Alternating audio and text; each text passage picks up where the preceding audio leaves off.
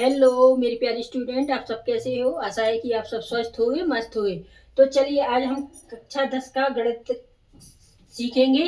तो इसका हम क्वेश्चन ले रहे हैं। निम्न समीकरण को विलोपन विधि से हल कीजिए। किस विधि से हल करना है? विलोपन विधि से।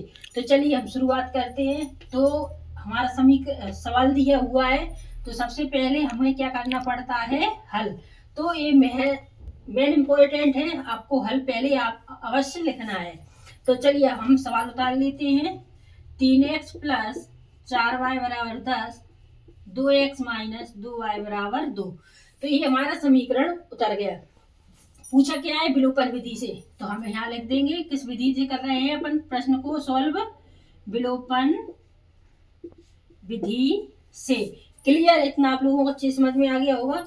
तो अब हमको सवाल उतारना है, तो उतार सकते हैं। 3x प्लस 4y बराबर 10, 2x माइनस 2y बराबर 2। तो हमारा ये हो गया पहला समीकरण और ये रहा दूसरा समीकरण। जब पहला और दूसरा समीकरण है तो हमें क्या करना है? इनका गुणा करना है। या तो हम x का कर लेंगे या फिर y का। x का करेंगे या फिर y का।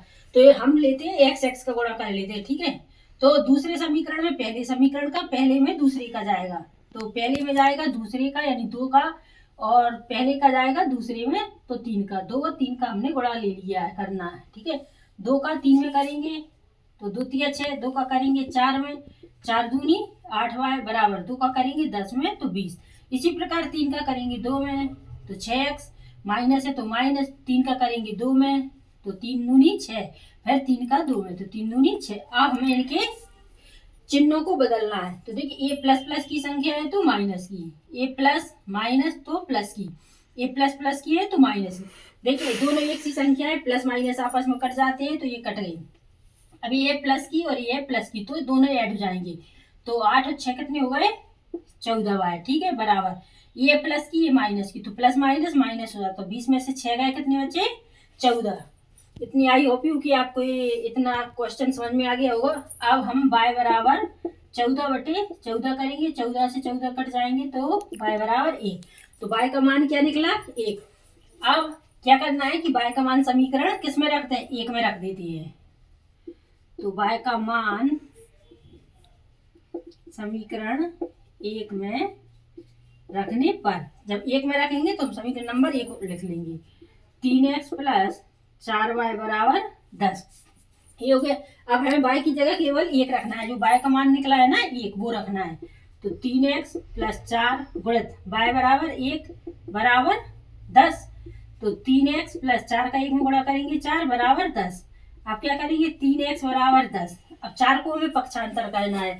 जब 4 को पक्षांतर करेंगे तो प्लस की संख्या है तो कैसी हो जाएगी? माइनस की।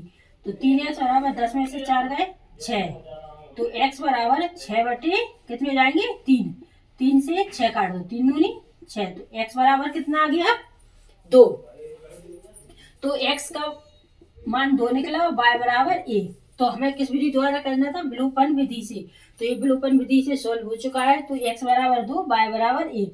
तो ये रहा हमारा आंसर। आई होप यू कि आपको ये क्वेश्चन अच्छी समझ में आ गया होगा। और अगर फिर भी कोई डाउट है तो आप हमसे कमेंट सेक्शन में पूछ सकते हैं। तो चलिए नेक्स्ट वीडियो में हम आपसे फिर मिलेंगे। तब तक के लिए नमस्कार, जय हिंद।